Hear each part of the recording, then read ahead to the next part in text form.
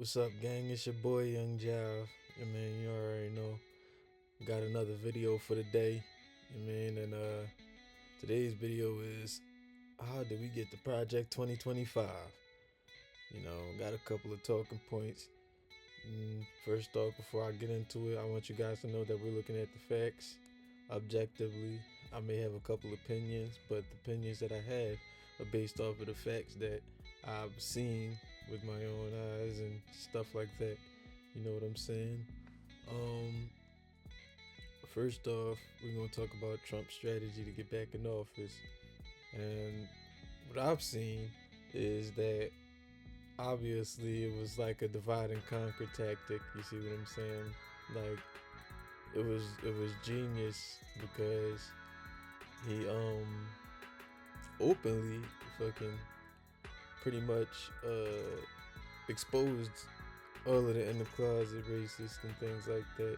Some of the people were really misled. Some of the people voted based off of how their family and they viewed other people culturally for a long time.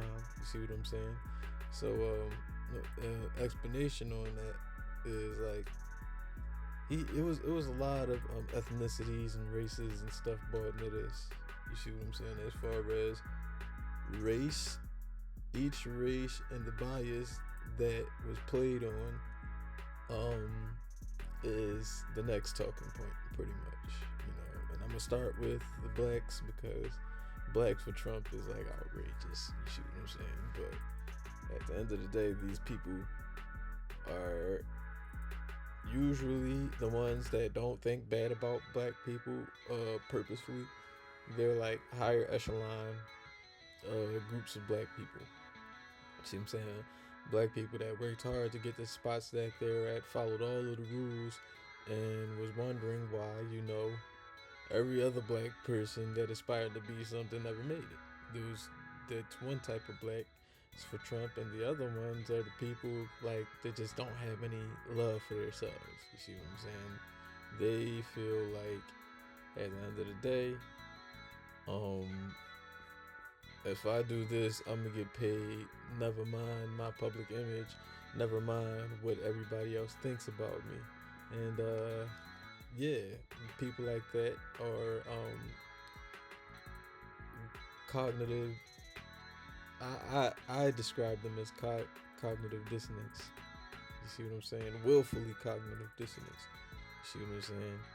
Now the Puerto Ricans and Mexicans are next. The reason why I say that is because for a long time you could talk to different cultures and they'll tell you this.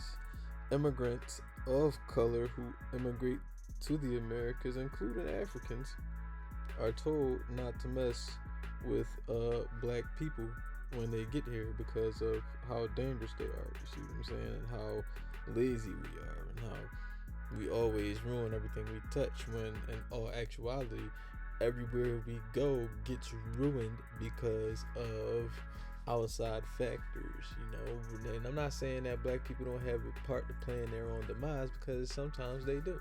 You see what I'm saying? But we're not going to sit here and act like it's all our fault because somebody's out to kill us and our kids don't know. All right. Secondly, after that is the Asians. You see what I'm saying? Asians were used strategically against black people. You see what I'm saying?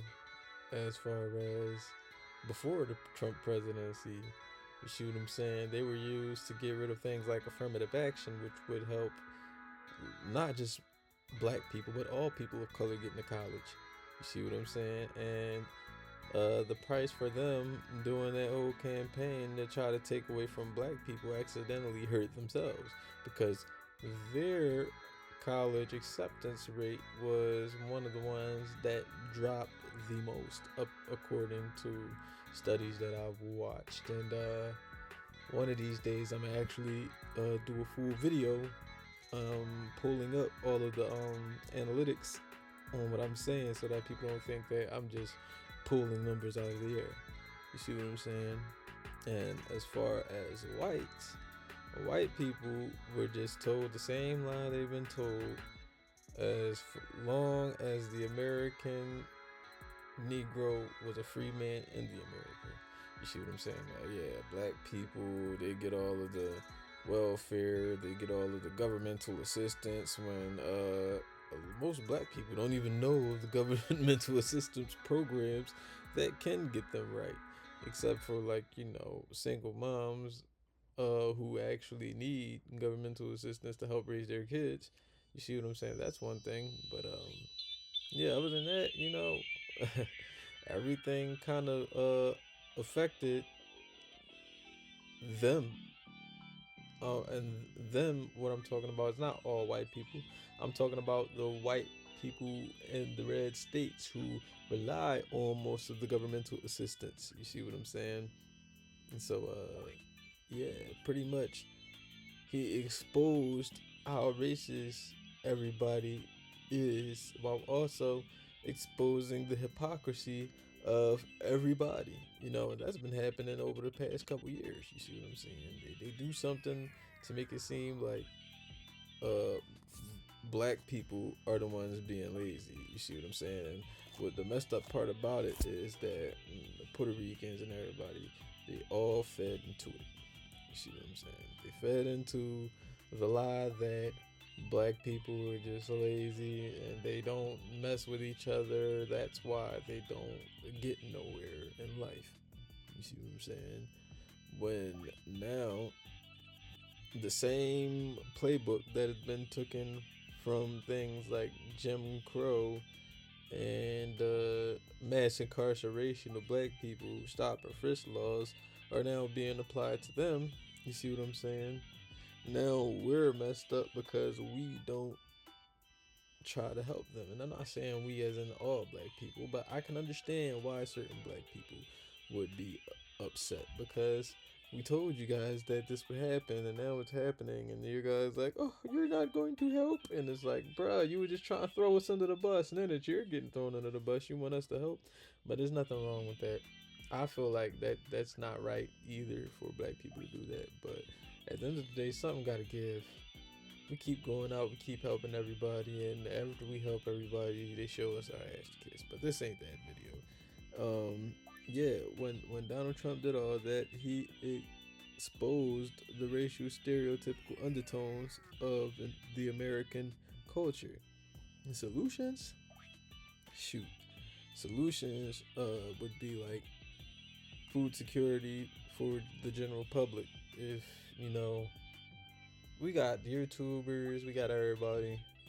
My plan is, why don't somebody set up like a GoFundMe or something like that, and then, or not a GoFundMe, like a Patreon, and then the money used from the Patreon can be used to purchase land. You see what I'm saying? And people who went to college for things like botany and stuff like that, botany arborists and things like that, people that know how to plant trees, plant crops and things like that, people that know which crops are good for the brain and which bad for the brain. We can start our own little culture. You see what I'm saying? Our own little governmental undertone, because the food isn't inside of the hands of the wealthy anymore. The food is in the hands of the people, and people like me and you can also create jobs for more people, as long as we're the ones out there tilling the ground, getting the food, and selling the food. You see what I'm saying? That way we won't relinquish too much power over what we eat to the government, because one of the more damning situations in America is that most people in America live in food deserts where you can't get good, ready, steadily food. And most of them people have to rely on things like Walmart to get their food. And Walmart is a big funder of war, apparently. I would do more research into that topic because I don't know too much about it. But yeah, apparently Walmart funds wars, and every time we buy from Walmart, every time we get something to eat, that's why any American immigrant that comes here and says that because black people joined the army, we're perpetuating being colonizers onto them, Well, you're perpetuating it onto yourself if you buy from places like Walmart. You see what I'm saying? Um, Now, another thing that I think would be cool and could generate more money for all poor people, downtrodden, and people of color is poor people's collaboration efforts. Listen, somebody can do everything. You see what I'm saying? I could draw, but I can't animate. If somebody has power to animate, and I can draw and write stories, and we put that thing together, you see what I'm saying, and put it out on the internet, we can literally build our own empire on things that we want to do. You see what I'm saying? If somebody knows how to work on cars, you see what I'm saying?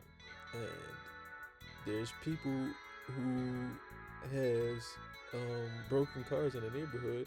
Instead of trying to go to a AutoZone or something to get our car fixed when we know it's going to be a lot of money, why not go to the guy on the corner? You see what I'm saying? He may fix your car for a little bit less than that. You see what I'm saying? And why not teach the newer generation how to fix cars? You see, the problem with that is that in the car society, things are ever evolving. You see what I'm saying?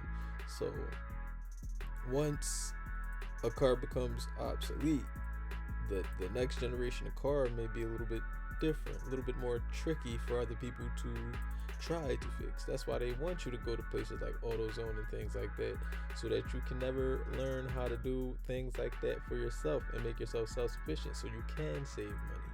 You see what I'm saying? Next up is college dissemination of knowledge. You see what I'm saying? Anybody who went to college and decided to make something of themselves, why not just give that information to your people for free? You see what I'm saying? Because if you give that information to your people for free and they end up making something of it, you see what I'm saying? And you have a business, now you have people who could come and work for you that are experienced enough, or at least know enough to begin learning experience. You see what I'm saying? By watching and working and trial and error, things of that nature. You see what I'm saying? And all of that culminates in my last point, which is business by the people for the people. You see what I'm saying? At the end of the day, there's too many government regulations in place on who can make businesses. There's too much, like we're poor. How do you expect us to save up the money when we can't even like go save $1 out of our paychecks to make sure that we can get the money to get those licenses and things like that? See what I'm saying? Like, at the end of the day, all it is the knowledge. You see what I'm saying? I feel like we should change the way that schools are ran, and like give the kids a trade or something along those lines that they're learning about from kindergarten to 12th grade, that so when they graduate right out of school, they can get themselves a job. Imagine if the schools owned land. Schools owned land. You see what I'm saying? And those schools made crops for the whole neighborhood. Once I get out of 12th grade, if I don't know what I'm trying to do and I can't get into college like the regular way, I could just get a job with the school, either teaching kids how to cultivate crops or cultivating crops for the community. You see what I'm saying? Long story short is, the people at the top of the game, the people up there in the middle class that came from poor backgrounds, they all have something to give. And we all have the power to make something better of the lower class, instead of grifting toward the middle and upper class, trying to be the quote unquote cool kids. You see what I'm saying? This has been Young Jobs production, and that's how we got to Project 2025, but there are ways to get around it. Thank you again. Please like and subscribe if I had some good content, and I'll get back to you in the next video. Thank you.